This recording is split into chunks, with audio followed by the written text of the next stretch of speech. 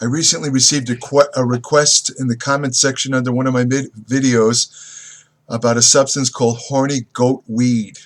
Horny Goat Weed turns up in a lot of supplements, especially supplements aimed at increasing testosterone.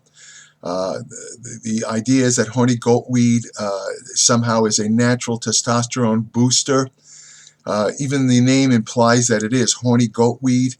How it got this name isn't really certain, but there's a legend that apparently some goats ate some of the natural horny goat weed plant or whatever it's derived from, and they got horny. In other words, it increased their sex drive. So they got the name horny goat weed. It's kind of stuck. The actual botanical name is epimedium. Epimedium, and there's a whole bunch of different types, but the type I'm talking about today is also referred to again as horny goat weed. It's been used in Chinese medicine for centuries to treat a number of various illnesses. And of course, it has a reputation as an aphrodisiac that increases sex drive and improves sexual function. Now, interesting thing about horny goat weed is it works on the same system as the drug Viagra or sildenafil citrate. Most people know what Viagra is used for. It promotes male erections, and it does so by inhibiting an enzyme called phosphodiesterase 5. Phosphodiesterase 5 works by breaking down another substance called cyclic GMP. Cyclic GMP boosts the level of nitric oxide in the sexual organs. So if you could prevent the breakdown of cyclic GMP, you have more nitric oxide, you have more blood entering the sexual organs, therefore you have a erection. And this is how Viagra works, and horny goat weed actually works on the same system, but I should add quickly that it's much, much weaker than Viagra or Cialis or any of the actual drugs that work on that same.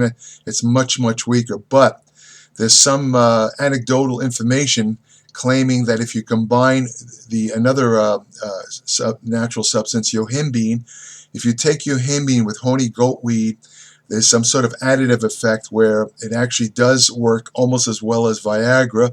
There's no evidence for that. I quickly add it's strictly anecdotal, but it's something that's been passed around. I've never tried it. I've never needed to use any of this stuff, thank God.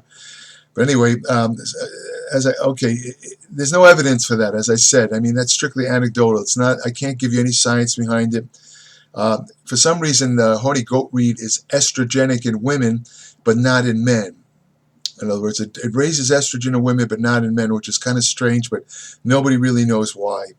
It's added to supplements, as I said earlier, in the belief that it increases testosterone. And it has done that in a couple of rat and mouse studies, but there's not a single, and again, put this in bold letters, it's not a single human study showing that horny goat weed is capable of raising testosterone in human men or women. And you want to put an emphasis on that. If a woman took horny goat weed, there's a chance that it might actually boost her estrogen levels, but not her testosterone levels. Again, no evidence for that either. The active ingredient is in horny goat weed is thought to be a flavonoid called icariin. Icariin. It's different pronunciations. This icariin stuff. It does offer some pretty notable benefits. Unfortunately, none of them are related to testosterone, but it seems to offer pretty good cardiovascular protection. And again, this is all animal studies, but it offers a couple of qualities that, if it's shown to be true in humans, would mean that this icariin stuff is found in horny goat weed it might be useful as a cardiovascular disease preventative. It decreases DNA damage. It boosts endothelial function. The endothelium is the lining of the blood vessels, and it boosts the function of the endothelium by boosting nitric oxide produced in the blood vessels. And it also inhibits the proliferation of smooth muscle cells in blood vessels, which are part of the beginning stages of atherosclerosis. It blunts the formation of foam cells, which are also involved in the early initiation process towards atherosclerosis. It inhibits platelet aggregation, which means less internal blood clotting. All of this has been shown to be true in animal studies. There's no human confirmation. I should also add that Unfortunately, horny goat weed is not very bioavailable. When you take it orally, most of it is not really absorbed. However, there's a byproduct of the metabolism of Icarian that occurs in through the transformation by intestinal bacteria into another substance which is active. Horny goat weed has also been an Icarian, the active ingredient, has been associated with increased bone mass. It might have a preventive effect against osteoporosis in women, which is a thinning of the bones, gradually occurring over the years, starting at age 30. Again, no human evidence for this. It also might have some neurotransmitter effectiveness. It might increase cognitive or thinking abilities. Again, no human evidence for this. So, every study has, unfortunately, involved only mice and rats. There's no human studies to show that it works in humans, and there's no human studies to show that it increases testosterone. As far as safety goes, it seems to be pretty safe in the suggested dosages, and because there's no human research, there really is no suggested dosage, because the doses that are suggested online are all based on what was given to animals, and again, you can't extrapolate that to humans because the animals might metabolize this stuff much differently. So I can't give you a proper dose range because there's no research on this whatsoever. As far as side effects, there was one case of an older man who had severe cardiovascular disease. He was on a number of medications. He was in bad shape. He took horny goat weed and he got what they call tachycardia. In other words, his heart sped up, and also he had what they call hypomania. He talked very loud. He couldn't stop talking. And the scientists think, or the researchers who wrote this up, they think it's because he took horny goat weed. There's no cause and effect proof of this. This was only one case study. It's never happened before or since, so you really can't say that the horny goat weed for sure caused those effects. There was also one other study which showed that using horny goat weed produced some sort of rash on the skin. Again, one case study does not prove a thing. It might be what they call an idiosyncratic reaction. It might be just something in a person's genetics that cause these effects. Most people that have used supplemental horny goat weed, either included in whether it's a pre-workout or a testosterone booster, they have not shown any of these side effects. So we could sum it all up by saying horny goat weed is an interesting substance, especially the stuff, the main ingredient, the Icarian stuff that's in it. Shows potential. If they could isolate it and provide it in large amounts, it might be a good cardiovascular preventive substance. Again, that awaits human testing to prove its efficacy in humans. As I've said in many previous studies, and I continue to say this, you do not extrapolate animal studies to humans. In other words, just because something provided benefits in rats and mice and other lab animals, that's no indication whatsoever that it'll have the same effects in humans. And yet nearly every day when I go online, I see these various so-called science blogs. One of them is a pretty popular ergogenic site. I'm not going to mention the name. I think it's a German site. They constantly are quoting animal studies, mice and rats, and the headline always says, blah, blah, blah, will increase muscle size. And then you read it, it's a rat study. I mean, these guys should know better. I mean, a rat or a mice study is no indication it's going to work in humans. To show that, you have to do several human studies. I mean, if you read these blogs and these so-called science sites, you're going to walk away confused, and you're also going to walk away probably wasting your money buying the supplements that work for rats that may not work for humans. So I'd be real careful about trusting these sites. I mean, I read them for amusement, but most of them they have no credibility whatsoever.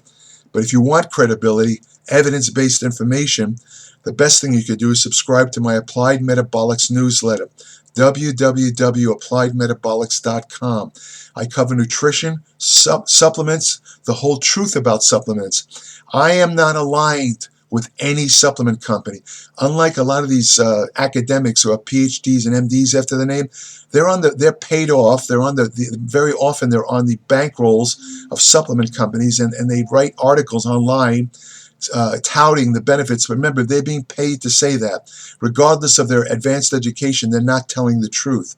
I have no association with supplement companies. I will tell you the truth. I also offer great information on hormonal therapy, on ergogenic aids, anti-aging research, practical information you can use today to prevent muscle loss with age, to keep your muscle speed, your coordination, your mental faculties intact. This is all in my Applied Metabolics newsletter.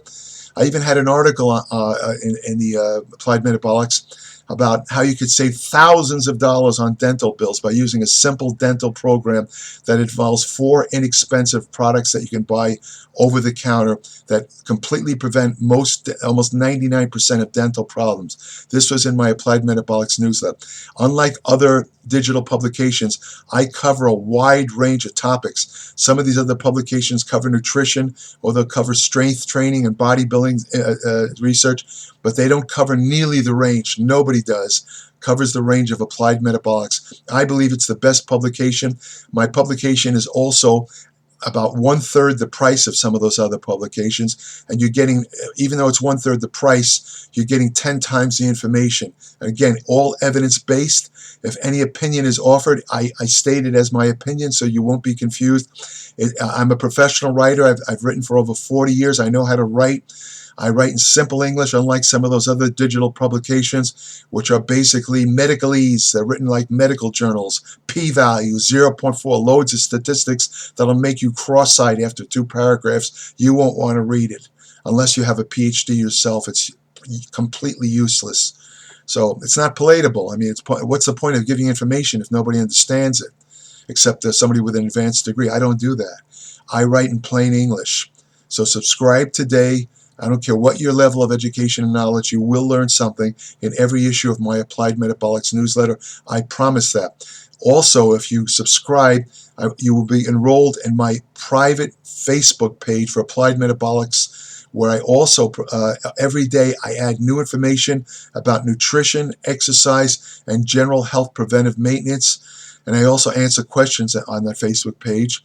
I also answer questions submitted to the email portal on my Applied Metabolics site, but I don't answer unsolicited questions either under the videos, the comments under the videos, or sent to me. If you're not a subscriber, I can't answer your question. I just don't have time.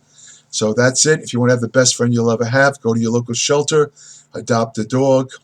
I get a lot of my writing ideas when I'm out kind of hanging out with my dog. They just come to me, and he's a great asset, and I love him. I love dogs. Take care.